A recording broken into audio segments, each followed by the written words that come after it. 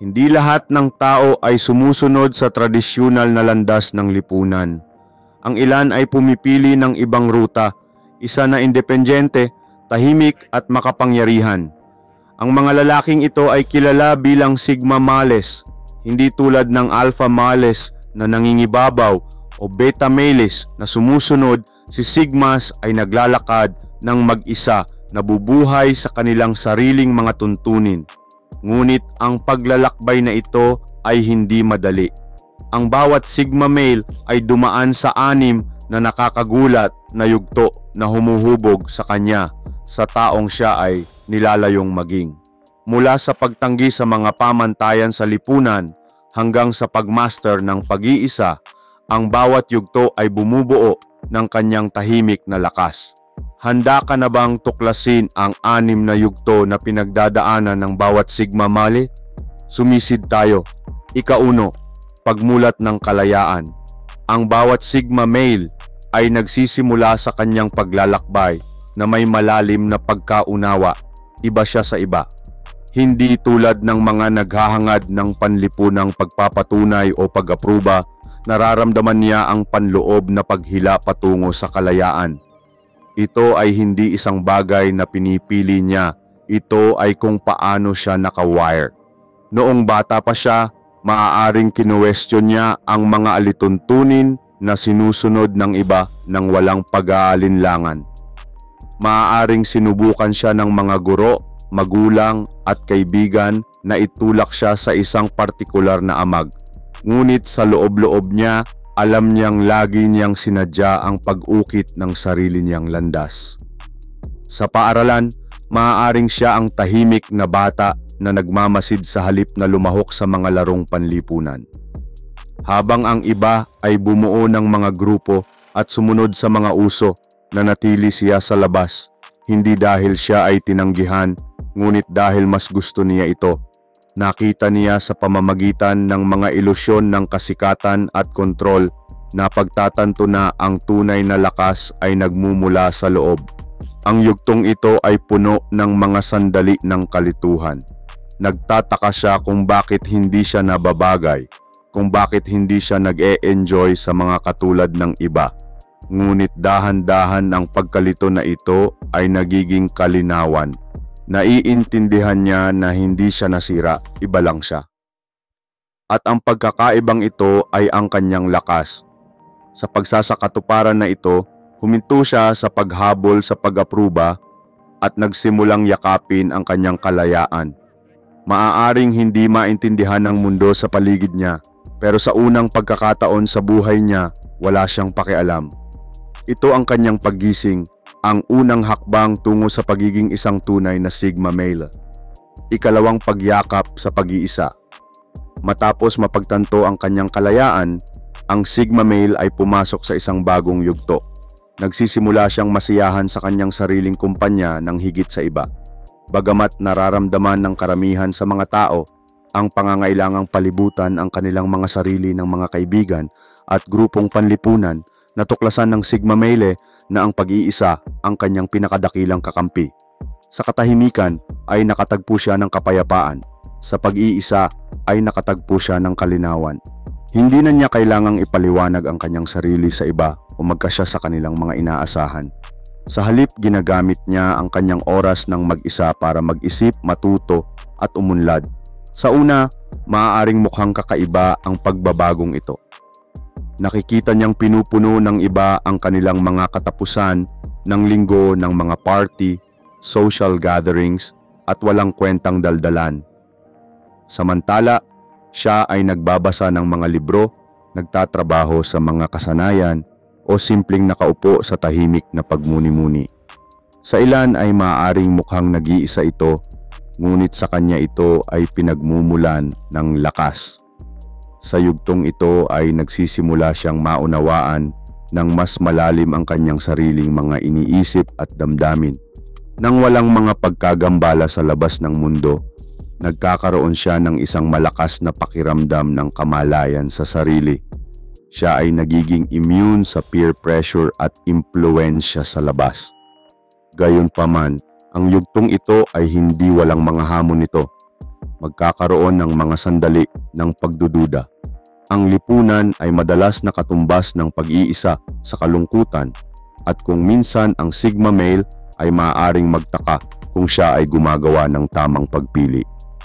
Ngunit sa paglipas ng panahon ay napagtanto niya na ang tunay na kalayaan ay nagmumula sa loob. Ang kanyang pag-iisa ay hindi isang sumpa, ito ay isang regalo. 3 pagtanggi sa mga pamantayan sa lipunan. Ngayong komportable na siyang mag-isa, ang Sigma male ay nagsimulang makakita ng iba sa mundo. Napansin niya kung paano pinipilit ng lipunan ang mga tao na sundin ang ilang mga patakaran, mga alituntunin na kadalasang walang kahulugan. Nakikita niya kung paano hinahabol ng mga tao ang mga uso, kayamanan at katayuan. Iniisip na ang mga bagay na ito ay magdudulot ng kaligayahan. Pero mas alam niya, nauunawaan niya na ang tunay na kaligayahan ay nagmumula sa buhay na tunay, hindi sa pagpapahanga sa iba. At kaya, sinimulan niyang tanggihan ang mga pamantayan na hindi umaayon sa kanyang mga paniniwala.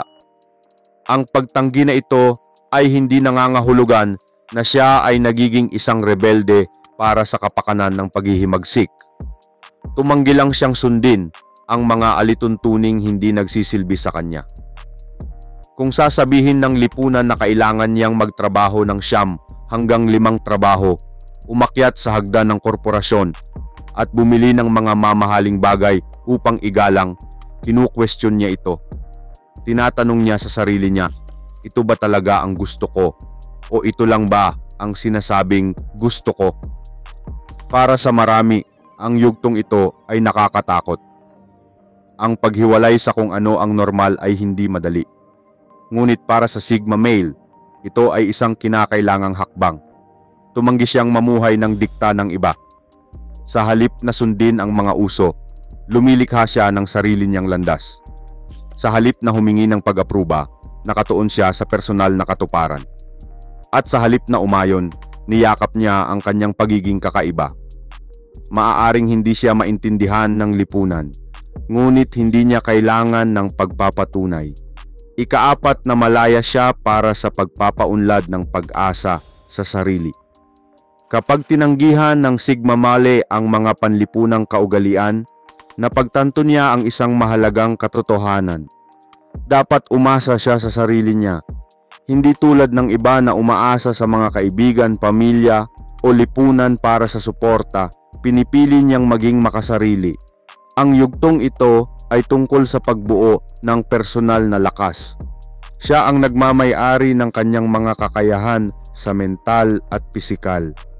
Natututo siyang ayusin ang mga bagay, pamahalaan ang pananalapi at i-navigate ang mga hamon ng buhay nang walang tulong mula sa labas. Sa halip na humingi ng mga solusyon, siya mismo ang naghahanap ng mga ito. Ginagawa nitong mas matatag siya kaysa sa karamihan.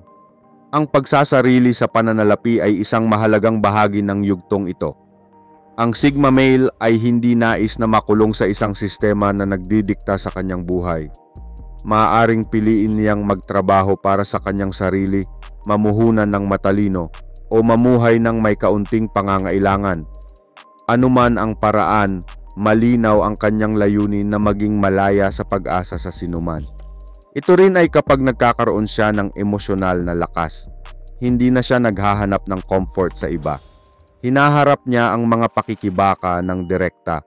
Nauunawaan na ang sakit at mga hamon ay bahagi ng paglalakbay. Habang ang iba ay naghahanap ng isang sistema ng suporta, siya ay nagiging kanyang sariling sistema ng suporta. Sa una, ang kalayaang ito ay maaaring makaramdam ng paghihiwalay. Ngunit sa lalong madaling panahon ito ay nagiging empowering. Hindi na siya nag-aalala na mabiguan o magtaksilan. May tiwala siya sa sarili niya at iyon lang ang kailangan niya. Hindi kailangan ng Sigma male ng safety net dahil siya ang lambat. Ika-5. Selective socialization taliwas sa popular na paniniwala. Ang Sigma male ay hindi napopuot sa mga tao. Masyado lang niyang pinahahalagahan ang kanyang oras at lakas para sayangin ito sa mga walang kabuluhang relasyon. Sa yugtong ito, maingat niyang pinipili ang kanyang mga koneksyon. Hindi na siya nag-e-entertain ng mababaw na pagkakaibigan sa pilitang pakikipag-ugnayan sa lipunan o mga taong nakakaubos ng kanyang enerhiya. Hindi niya kailangan ng malaking bilog, ilang malalim, makabuluhang relasyon. Nalalapat ito sa lahat ng mga lugar ng buhay. Sa pakikipagkaibigan ay pinalilibutan niya ang kanyang sarili sa mga taong nagbibigay halaga, hindi drama. Sa pag-iibigan siya ay naghahanap ng tunay na koneksyon, hindi pang ibabaw na pang-akit. At sa negosyo, mas gusto niya ang mga partnership na binuo sa tiwala at paggalang, hindi ego at kompetisyon. Dahil dito, madalas siyang hindi maintindihan ng mga tao. Ipinapalagay nila na siya ay malamig o malayo.